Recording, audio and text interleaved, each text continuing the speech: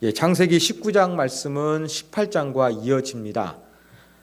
롯이 머물고 있는 장막에 여호와와 두 천사가 방문했는데 이제는 장소를 바꾸어서 두 천사가 소돔의 롯을 방문하고 또 그 안에서 일어났던 에피소드와 소돔이 멸망하는 과정과 롯의 가정이 구출되는 과정, 그리고 살아남은 롯의 가족에 대한 삶이 어떠했는지 19장에 기록되어 있습니다. 우리가 이러한 내용들을 1절부터 차례로 살펴보도록 하겠습니다. 자, 아브라함을 떠난 천사들은 저녁 때에 소돔에 이르게 됩니다. 그런데 그 소돔성에 롯이 어디에 있었느냐? 성문에 앉아 있었습니다. 여러분, 성문에 앉아 있다는 것은 우리가 조금 쉽게 넘어갈 수 없는 그러한 대목입니다. 왜냐하면 당시 성문은 지역에서 영향력을 행사하는 유지들이 진을 치고 있는 곳이었을 뿐만 아니라 법적인 판결을 내리고 또 상거래가 이루어지는 여러 가지 행정이 이루어지는 곳이었고 사람들이 하고 싶은 말을 하고 소문이 퍼져나가는 근원지가 되기로 했던 곳입니다. 그런데 롯이 이러한 성문 안에 앉아 있다는 것은 이 소돔성의 상당히 그 주요한 그 인사 그룹 가운데 멤버가 되어 가기 위해서 애썼거나 조금은 인정받고 있었던 그러한 상황을 반영하고 있는 것으로 보입니다. 자, 성문에 앉아있던 롯이 두 사람으로 보이는 천사가 나타나니까 어떻게 합니까? 일어나 영접하고 땅에 엎드려 절했다. 아브라함도 한낮 가운데 나타난 여호와와 두 천사를 보고서 엎드려 절했던 것처럼 내가 당신을 해하지 않습니다. 이러한 긍정적인 메시지를 전하면서 엎드려 절하며 극진히 예우하는 모습을 보여주었습니다. 그리고 하는 말이 발을 씻고 주무시고 일찍 일어나 갈 길을 가소서. 편히 쉬다가 가고 싶을 때 가시라. 여독이 풀리시면 가시라 하는 것이 아니라 일찍이 일어나 갈 길을 가라. 빨리 보내는 것 같은 뉘앙스가 있습니다. 아마 여러분 하나님께서 소돔을 멸하시기로 작정하신 이 범죄함이 아주 극에 달했던 도시였습니다. 그 악함이 얼마나 관영한지를 잘 알고 있는 롯이 이 낯선 사람들이 해가 중천에 뜨게 되면 어떤 일을 해야 할지 모르니까 그냥 일찍이 잠깐 머물다가 돌아가기를 그렇게 배려하는 의미에서 했던 말로서도 우리가 추정해 볼 수가 있습니다. 그러면서 이제 식사할 것을 내놓지요. 일찍 일어나 길을 가라고 요청하니까 그들이 어떻게 이야기합니까? 우리가 거리에서 밤을 새우리라. 거리라는 것은 뭐 길거리에서 노숙하겠다는 그런 말이 아니라 넓은 광장이란 뜻입니다. 그냥 광장에서 그냥 내가 하룻밤 지내다가 가겠다. 그렇게 이야기하는데 롯이 어떻게 이야기합니까? 3절에 보니까 간청을 합니다. 제발 우리 집에 들어오십시오. 왜 그럴까요? 아까 제가 말씀드린 대로 일찍이 아침에 일어나 갈 길을 가소서 이것과 연결시켜서 이제 그 광장에서 자게 되면 그 소돔 거리에서 불량배들이 낯선 사람들에게 나쁜 짓을 행할 수 있으니까 그런 일을 당하지 않도록 자기 집에 극진히 이 낯선 손님을 잘 그렇게 보호하려는 롯의 모습으로 우리가 해석할 수가 있습니다. 자, 그러니까 그들이 이제 롯의 간청에 못 이겨서 롯의 집에 들어갔습니다. 식사하게 하지요. 음식을 냈는데 뭘 냈습니까? 무교병을 냈습니다. 쉽게 말해서 이스트, 누룩이 들어가지 않았거든요. 반죽하는 데는 시간이 걸립니다. 왜? 부풀어 올라야 되니까.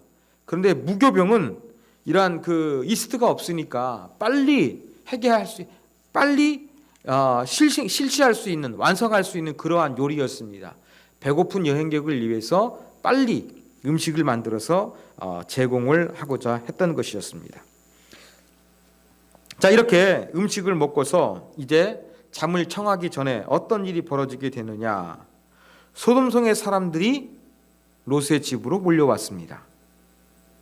특별히 소돔 백성들이 노소를 막론하고 원근에서 다 모여 롯의 집을 에워쌌다고 이야기합니다. 늙은 사람이나 젊은 사람이나 관계없이, 멀리 사는 사람이나 가까이 사는 사람이나 상관없이 한 통속이 되어서 몰려들었죠. 그 목적이 무엇입니까?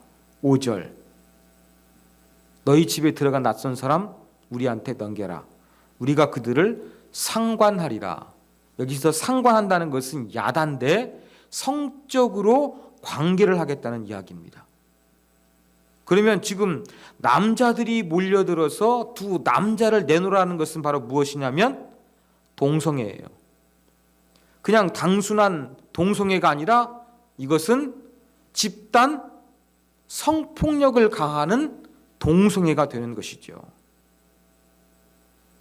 자, 이러한 이 남녀 노소를 막론하고 원근, 가까이 사는 사람이나 멀리 사는 사람이나 한 통속이 되어서 이렇게 집단 성폭력 동성애를 행하겠다는 것은 이 소돔과 고모라가 얼마나 죄악된 곳인가를 분명하게 보여주고 있는 그러한 증거인 것입니다. 그러니까 롯이 어떻게 합니까? 문을 닫고 형제들아 달래는 말이죠. 이런 악을 행하지 말라고 하면서 막으려고 합니다.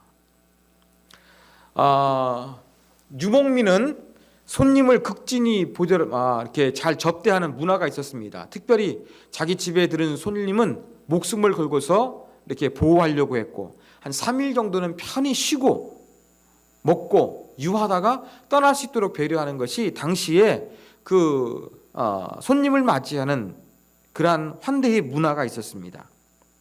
롯도 이러한 환대 문화를 가지고서 자기 집에 들어온 두 남자를 철저하게 보호하려고 애쓰고 있는 것입니다. 그러면서 8절 뭘 이야기하느냐? 내게는 남자를 가까이 하지 아니한 두 딸이 있다. 그 딸을 내가 지금 데리고 올 테니까 니네를 마음대로 행하라. 그렇지만 우리 집에 들어온 손님 내가 환대하겠으니 아무 일도 행하지 말라고 이야기하는 것이죠. 어떻게 보면 그 당시 환대의 문화를 잘 지키려는 롯의 모습으로도 볼 수가 있는데, 딸을 내주겠다는 것은 조금 우리가 이해하기가 힘듭니다. 근데 딸이 그냥 딸이 아니었어요. 뒤에 보면은 결혼을 약속한 사람들이 있었거든요. 정혼한 상태였어요. 이 정혼한 상태의 소돔성의 사람들이 모를까요? 다 알고 있죠. 어쩌면 롯은 이렇게 이런 말을 통해 가지고 딸을 내어주면서 뭐 아직 결혼을 안 했습니다만 정혼한 사람이 있으니까 자기들이 아는 사람이니까 자기들이 아는 사람의 부인 될 사람을 해야지 않을 것이다. 이런 어떤 그 생각을 가지고서 이야기했는지 모르겠습니다. 그러나 아무리 그래도 자기의 딸을 그렇게 내어주겠다는 것은 조금 우리가 쉽게 넘어갈 수 있는 그러한 모습은 아닌 것은 분명합니다. 자, 이러한 제언을 하자 소돔 사람들은 어떻게 반응합니까? 오히려 더 그들을 화가 나게 만들었죠. 이 자가 들어와서 9절에 보면 이건 경멸하는 말투입니다. 롯에게 이 사람이 말이야 들어와 가지고 우리에게 뭐 한다고요? 거류, 나그네라는 이야기예요. 나그네는 법적인 보호를 받지 못했습니다. 이 나그네와 같이 법적으로 보호받을 수 없는 존재가 우리의 법관이 되려고 하는도다 라고 하면서 이제 낯선 두 사람보다 우리가 너를 조금 손봐주겠다 라고 하면서 막 롯을 밀치고 문을 부수고 들어가려고 합니다.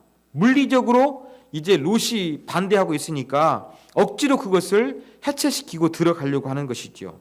근데 10절에 보니까 롯의 집에 들어왔던 두 사람이 오히려 손을 내밀어서 롯을 안전한 집 안으로 끌어당기고 문을 닫고 그 다음에 문 밖에서 소란을 피우는 소돔 사람들의 눈을 어둡게 했습니다.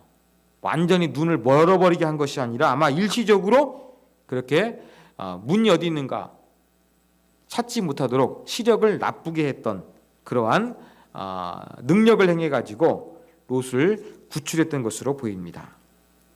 자, 이렇게 이제 외부의 상황은 정리가 됐습니다. 이제 두 천사가 롯에게 질문을 합니다. 네 식구가 또 있냐? 내 사위나 자녀나 성중에 있는 모든 사람들은 다 소돔성 밖으로 데리고 나가라. 13절. 그 이유가 무엇입니까? 하나님께서 소돔성을 멸망시키기 위해서 우리를 보내셨다. 천사들이란 이야기죠. 그러면서 그들에 대한 부르짖음이 여호와 앞에 크므로, 여기에서 제가 18장 말씀드렸죠. 부르짖음은 단순하게 그냥 살려주세요가 아니라 원한이 서린 그러한 울부짖음이에요. 법이 공정하게 집행되지 못하는 이 무법 잔인함 가운데서 나타나는 이 부르짖음이 여호와 앞에 크기 때문에 하나님께서 심판하기 위해서 두 명의 천사들을 보내신 것입니다. 이 목적을 롯에게 알리는 것이죠. 자, 이야기를 듣고 나니까 롯이 이제 밖으로 갑니다. 그러면서 자기 딸들과 결혼할 예비 사위들을 만나서 하나님께서 이 성을 멸하실 테니까 우리가 이 성을 떠나가자, 그렇게 이야기를 하죠. 여기에 대한 예비 사위들의 반응은 장인어른 아닌 방에 홍두깨입니까? 라고 하면서 농담으로 여깁니다. 농담으로 번역된 히브리 단어는요, 웃다라는 단어에서 파송된 단어입니다. 그러니까 아브라함을 찾아온 하나님과 천사들의 말을 듣고서 내년 이맘때쯤에 사라가 임신하게 될 것이다 라는 이야기 들었을 때 사라가 웃었죠. 마찬가지로 롯의 사위들도 농담으로 받아들이면서 웃었다는 이야기입니다. 자, 사위들은 안 간다고 합니다. 그런데 시간이 점점 지나가지고 이제 시간이 어느 때가 됐습니까? 동틀 때가 된 거예요. 이제 해가 떠오르려고 합니다. 그때까지 롯이 결정을 못했어요. 그러니까 천사가 어떻게 합니까? 재촉합니다. 결단하게 합니다. 멸망당하지 않기 위해서 그들에게 자꾸 재촉하는 거예요. 근데 16절 롯이 지체합니다. 자꾸 롯이 버티니까 어떻게 합니까? 그 천사들이 롯의 손을 잡아 끌어당기고 롯의 아내의 손도 롯의 두 딸의 손도 억지로 잡아당겨가지고 성 밖으로 끄집어내는 거예요. 이렇게 억지로 끄집어내가지고 어떻게 하는 겁니까? 롯이 그래도 이 소돔 사람처럼 악하지가 않으니까 멸망시키지 않으려고 하나님께서 롯의 가정을 보호하려고 하시는 것이죠. 그 이유는 무엇입니까? 하나님의 의인을 보호하려는 하나님의 성품이기도 하지만 18장에서 이루어진 아브라함의 간절한 의인을 향한 기도 때문이기도 하였습니다. 그래서 하나님께서 롯에게 이러한 안 나오려고 하는데 억지로 생명을 보존할 수 있도록 끌어당기시는 그러한 자비를 베풀어 주셨습니다. 자, 밖으로 나온 롯에게 천사들이 이야기하죠. 4가지 명령이 주어졌습니다. 2가지는 긍정적인 명령, 2가지는 부정적인 명령이었습니다. 자, 먼저 긍정적인 명령은 무엇입니까? 도망하여 생명을 보존하라. 또 17절 끝에 산으로 도망하여 멸망함을 면하라. 그 명령. 그 다음에 부정적인 명령은 뭡니까? 돌아보지 마라. 들에 머물지 말라. 이런 4가지 명령을 주었습니다. 자, 근데 18절 롯이 그들에게 이르되, 천사가 2명이니까 그들에게 하는데 내 주여 그리 마옵소서 이야기합니다. 여기에서 내 주여라는 단어는 뭐냐면 하나님께 사용하는 아도나이가 사용됐습니다.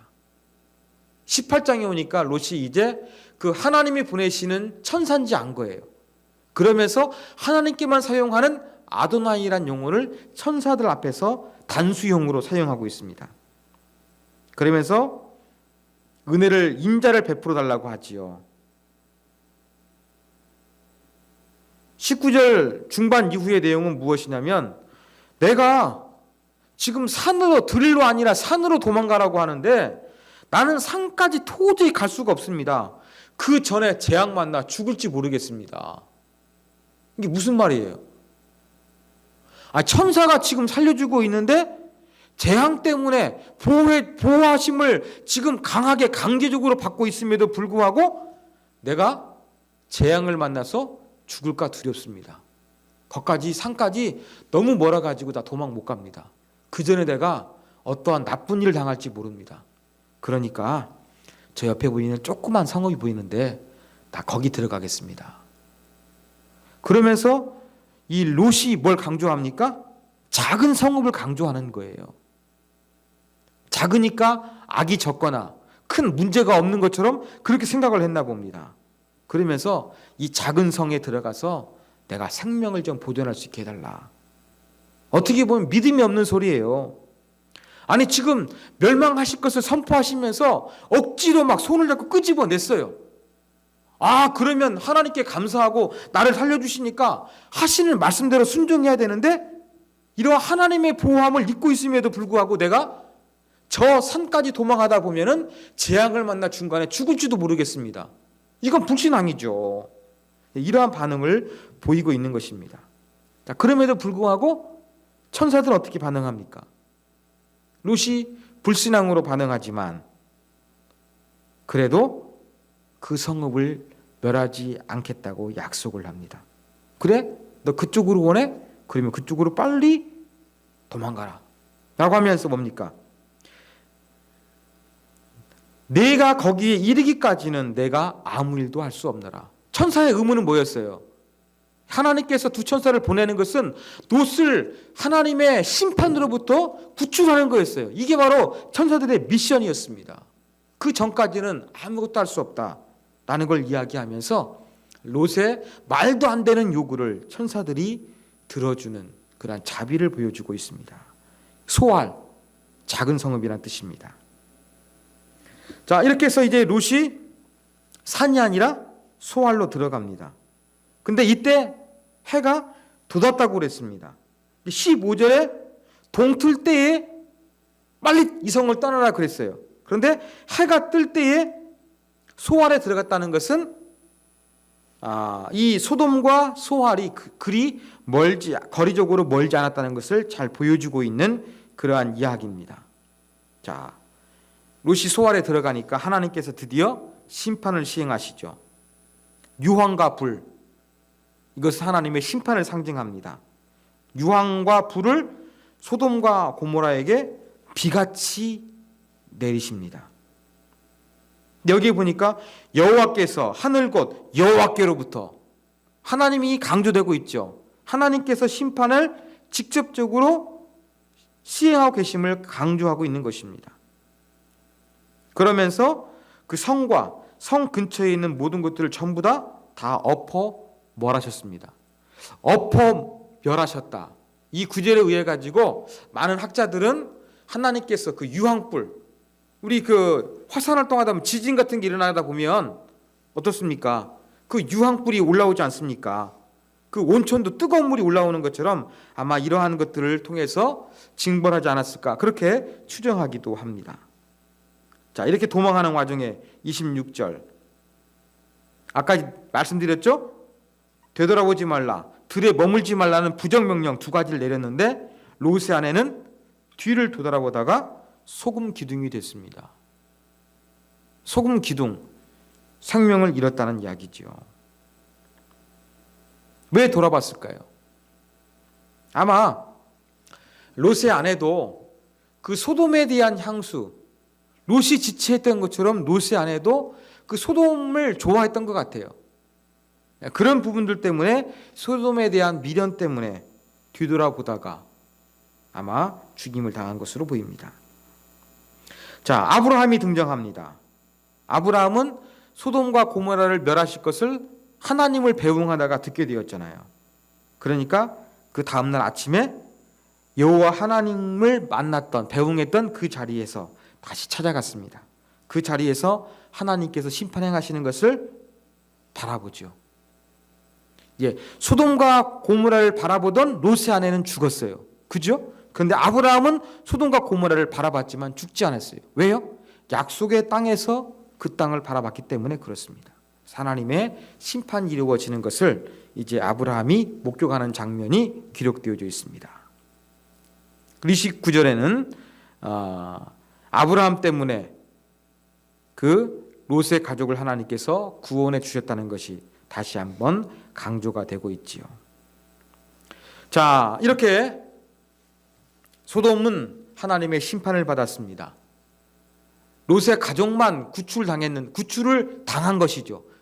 탈출한 것이 아니라 탈출당한 것이죠. 천사들에 의해서 강압적으로.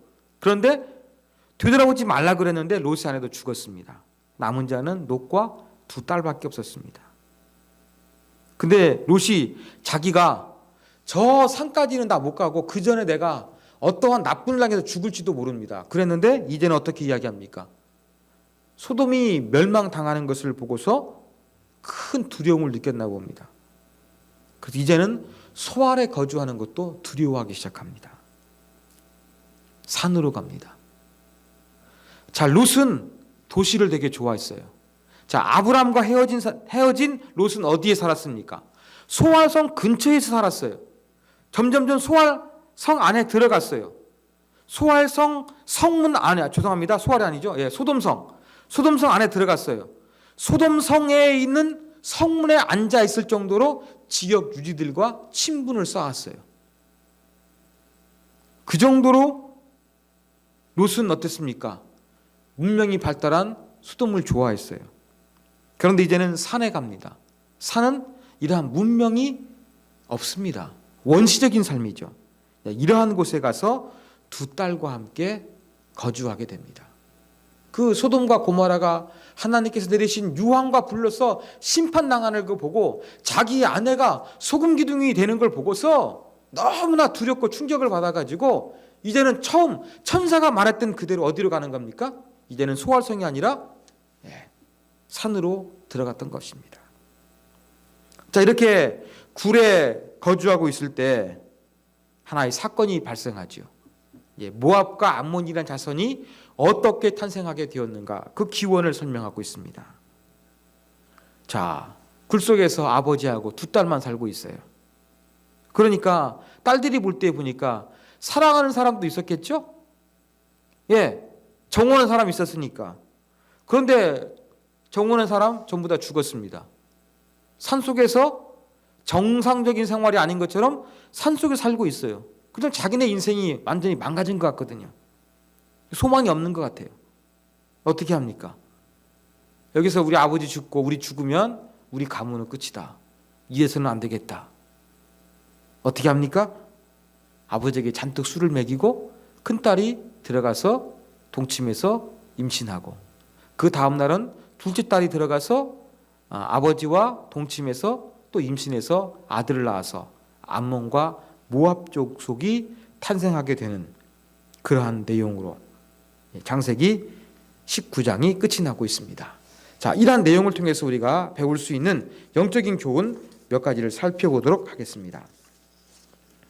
자, 먼저 첫 번째 교훈, 우리는 롯의 수준이 아닌 아브라함의 수준에 이르는 사람이 되어야 됩니다. 창세기 18장과 19장을 통해 가지고요, 롯과 아브라함에게는요 공통점과 차이점이 있습니다. 자, 롯과 아브라함 공통점이 무엇입니까? 두 사람 모두 낯선 사람에게 당시 유목민의 관습대로 호의를 베풀어 그렇게 잘 접대하고자 하는 그러한 마음이 있었습니다. 발을 씻어주고 음식을 접대했어요.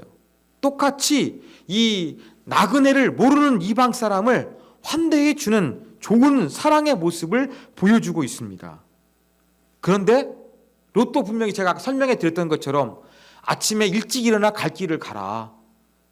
우리 광장에서 자겠다고 하니까 광장 위험하니까 이 나쁜 사람들이 많으니까 소돔에 어떻게 합니까? 간청해가지고 들어왔어요. 나그네를 사랑하는 마음이에요. 분명히 롯도 나그네를 사랑하는 마음이 있었는데 아브라함과는 차이가 있었습니다. 자, 우리 창세기 18장 6절과 7절을 보겠습니다. 자, 낯선 사람을 발견하게 된 아브라함은 어떻게 합니까? 급히 장막으로 가서 속히 고운 고루 세 쌀을 가져다가 떡을 만들라.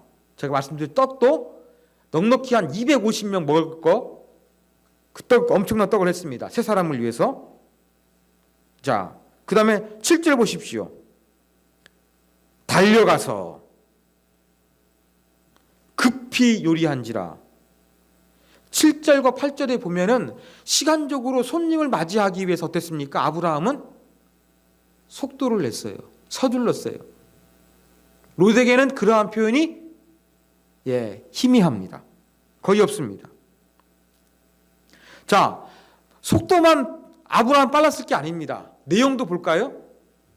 아브라함은 떡을 만들었으니까 무슨 떡인지는 몰라요. 그렇지만 롯이 제공한 떡은 무교병, 저녁이기도 하고 또 빨리 요리를 낼 수 있는 발효되지 않는 빵을 만들어 가지고 제공을 했어요. 근데 아브라함 어땠습니까? 살진 송아지, 아주 VIP 손님이 올 때만 고기 소 잡았습니다. 제가 빵 만들었다 그러는데 어느 정도입니까? 200명 이상 넉넉히 먹을 수 있는 엄청난 양의 빵을 만들려고 그랬어요. 손님을 아주 극진히 환대했죠. 이러한 차이점이 있습니다.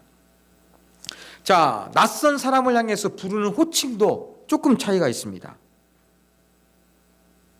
자, 아브라함과 롯 모두 처음에는 낯선 사람들이 찾아왔으니까 3명, 2명 달랐습니다만 복수용어로 불렀어요. 그런데 아브라함은 3명 중에서 한 사람, 중요한 사람이 누군지 알았어요. 아돈이라고 불렀어요. 이것은 옛서, 남자를 높이는 말이에요. 나으리란 말이에요. 그런데 롯은 처음에는 안 그랬어요. 그런데 이제 제가 말씀드린 대로 18절에 가가지고 아도나이라는 단어를 사용하는 거예요. 아브라함은 가운데 있는 어떤 중요한 사람인지 알았어요. 그렇지만 하나님인지는 제가 볼 때는 몰랐어요. 하나님이라서 의도적으로 아브라함이 잘 접대한 건 아니었어요. 뭔가 하나님의 존재를 깨닫게 되는 속도, 손님을 접대하는 속도뿐만 아니라 하나님이 보내신 천사나 하나님의 계획에 대해서 인지하는 속도도 아브라함이 빨랐습니다. 이건 영적으로 아브라함이 더 깨어 있었다는 이야기입니다. 이러한 차이점들을 우리가 볼 수가 있습니다. 자, 그 다음에 또 이제 아브라함과 접대를 했으니까 손님들이 이제 음식을 먹은 다음에 가족들에 대해서 이야기한다는 공동점이 있습니다. 아브라함 만나는 천사, 네 아내 사라가 어디 있느냐 물었죠. 롯에게는 뭘 물었습니까? 이 성읍에 네 친척들 있느냐, 사위될 사람 있는 자식 있느냐, 이걸 물었죠. 동일해요. 가족에 대해서 묻는 것이 바로 공통적으로 반복이 되고 있어요. 또 공통점 무엇입니까? 사라가 1년 뒤에 아들이 있을 것이라니까 속으로 웃었어요. 롯의 사위는 농담으로 받아들였는데 농담이라는 히브리 말 가운데는 웃다라는 의미가 담겨져 있습니다. 웃었다는 이야기가 공통점으로 들고 있다는 것입니다. 자, 아브라함과 롯 동일하게 소돔과 고모라가 멸망당할 것을 천사들로부터 아니면 하나님으로부터 듣게 되었습니다. 그죠? 공통점이 있어요. 근데 뭐가 달랐습니까? 아브라함은 멸망당할 소돔과 고모라 하나님 멸하지 마십시오. 공의 의인이 있으면 그들과 함께 다 전부를 죽이시겠습니까? 아닙니다 하면서 공의에 기반해서 하나님께 호소를 합니다. 그런데 롯은 어떻게 합니까? 이기적으로 아이고 나 저 산까지 도망 못 가요. 그 전에 죽을 것 같아요. 이 조그마한 성읍이 나 거기 들어갈게요. 이기적으로 반응합니다. 자, 이렇게 여러 가지 면에서 아브라함과 롯은 닮은 부분도 많은데 차이점이 있습니다. 롯도 소돔 사람들처럼 악한 사람은 아니에요. 그러나 아브라함 정도의 수준의 그러한 사람은 아니었습니다. 여러분, 이 아브라함과 롯의 비교를 통해서 우리의 수준, 우리의 삶의 수준, 우리의 영적인 수준이 어디의 수준에 이르야 될 것인가, 우리는 도전을 받습니다. 우리는 아브라함의 수준에 이르러야 됩니다. 아브라함처럼 이 낯선 자에 대해서 자비와 사랑과 호의를 베푸는 것, 아브라함 같은 자가 되어야 되겠습니다. 낯선 사람이 찾아와서 벌어지는 일 가운데서 그 가운데서 하나님이 행하시는구나 라는 것을 분별할 수 있는 속도가 아브라함처럼 롯보다 빨라야 되겠습니다. 그리고 하나님이 주신 메시지를 가지고서 그 일을 통해서 이기적으로 사용하는 것이 아니라 정말로 하나님의 공의가 이루어질 수 있도록 그것을 위해서 기도하는 사람이 되어야 되겠습니다. 그래서 우리는 닮은 것 같지만 달랐던 아브라함과 롯의 비교를 통해서 우리의 영적인 수준, 우리가 사람들을 사랑하는 수준이 롯이 아니라 아브라함 수준에서 사랑하고 또 주의 사랑과 은혜를 베풀 수 있는 그런 자가 되어야 한다는 영적인 도전과 교훈을 얻을 수 있습니다. 자, 두 번째 교훈입니다. 자, 그리스도인은 세상을 사랑하지만 그 세상을 사랑하는 것은 한계가 있다는 것을 오늘 말씀을 통해서 배우게 됩니다. 자, 아브라함과 한때 동행했던 롯을 생각해 보십시오. 어떤 교훈을 얻습니까? 롯의 아내가 소금 기둥이 되었다는 걸 통해서 우리가 무엇을 깨달아야 됩니까? 제가 말씀드렸죠? 아브라함과 너무나 재산이 많아져 가지고 분가하게 된 롯은 어디로 갔습니까? 소돔성 근처에 갔어요. 그 다음에 소돔성 안에 들어갔어요. 소돔성 안에서 성문에 앉아 있을 정도로 그 땅에 살고 있었던 유지들과 친분을 쌓았어요. 그렇지만 결정적인 순간에 그 소돔 사람들이 롯을 향해서 뭐라고 합니까? 경멸조로 이자가 라고 하면서 경멸합니다. 네가 나그네지 우리의 법관이냐 하면서 죽이려고 합니다. 롯은 이렇게 소돔을 사랑했어요. 소돔에 거하려고 했어요. 아니, 천사가 지금 하나님의 메시지를 전달합니다. 하나님께서 소활상을 심판하시겠다고 말씀하고 있어요. 그래도 주저하고 있어요. 그 정도로 소돔에 대해서 집착하고 있는 것입니다. 한번 전쟁이 일어났었죠. 그 전에도. 소돔성에 거하다가 전쟁 포로가 되었어요. 그런데도 소돔에 살았어요. 그 정도로 롯은 아마 소돔을 좋아했던 것 같습니다. 롯의 아내도 소돔을 되돌아보다가 소금 기둥이 됐고요. 이렇게 번영한 곳, 눈에 보기에는 에덴 동산 같고 이집트와 같은 풍요로운 곳으로 보였던 이 소알이 있는 땅, 소돔과 고모라 땅, 이러한 곳을 롯이 선택했는데 이렇게 그가 사랑했던 세상에는 어떻습니까? 한계가 있다는 것입니다. 여러분, 그리스도인이 세상을 사랑하게 되면은요, 그것을 통해서 얻는 유익보다는 한계가 있습니다. 결과가 허무해집니다. 그러므로 우리는 헛된 것을 가져다주는 이 세상 가운데 너무 집착하거나 이 롯의 가정처럼 그러한 삶을 살려고 해서는 안 된다는 영적인 교훈을 얻을 수가 있습니다.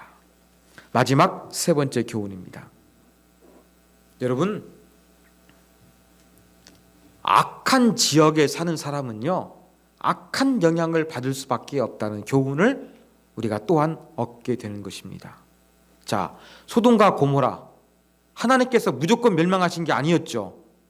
부르짖음이 크므로 원한에 사부치어서 또 울부짖는 사람의 소리가 하나님께 들렸고 하나님께서 그것을 확인하시기 위해서 친히 천사들과 함께 이 땅에 내려오셨습니다.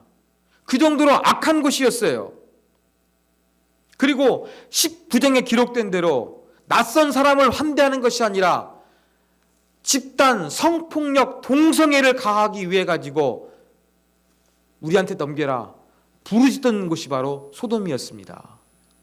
그것도 불량배만 했습니까? 늙은이나 젊은이나 먼데 사는 사람이나 가까이 사는 사람이나 관계없이 모든 사람이 동성애적 성폭력에 동참하고 있어요.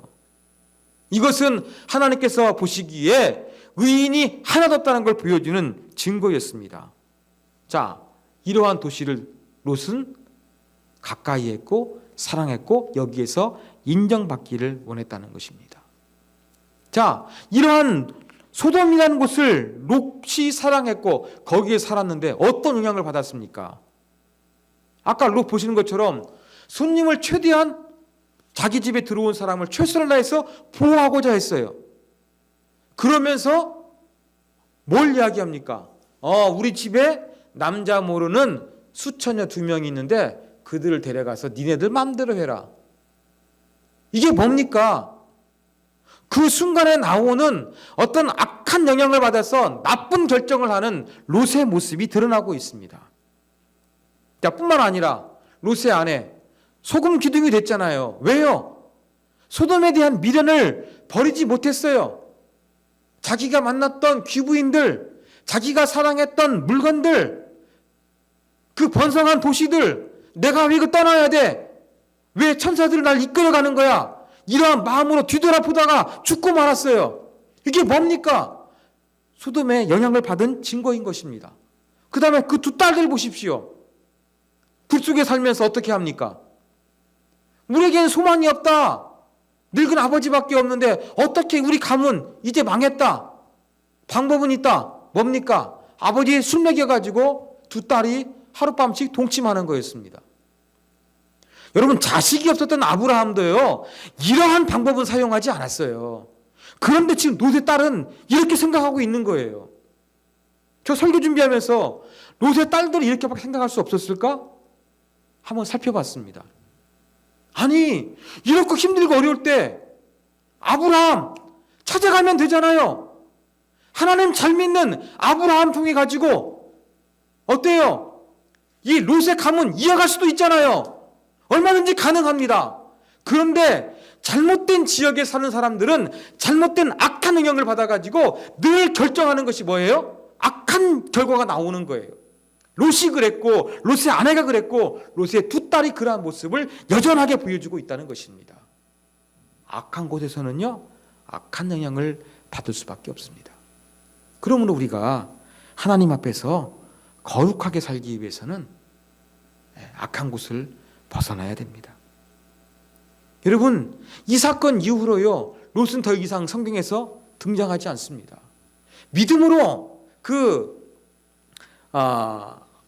본토 아비집을 아브라함과 롯이 떠나왔어요. 그때는 좋았어요. 그렇지만 아브라함과 분가한 이후에 롯의 인생은 내리막길을 걸었습니다. 하나님이 복 주시는 자와를 떠나도 인생이 내리막길로 걸어가는데, 복의 근원이 되시는 하나님을 따라서 악한 영향을 받으면 그 인생은 힘들 수밖에 없다는 것을 우리가 본문을 통해서 보게 됩니다. 악한 곳에 사는 사람은 그 영향을 암암리에 받을 수밖에 없습니다. 그러면 우리가 하나님 앞에서 경건하게 살기 위해서는 악한 것들을 멀리하는 그러한 지혜가 우리 가운데 필요하다는 교훈점을 오늘 본문을 통해서 우리가 배울 수가 있습니다.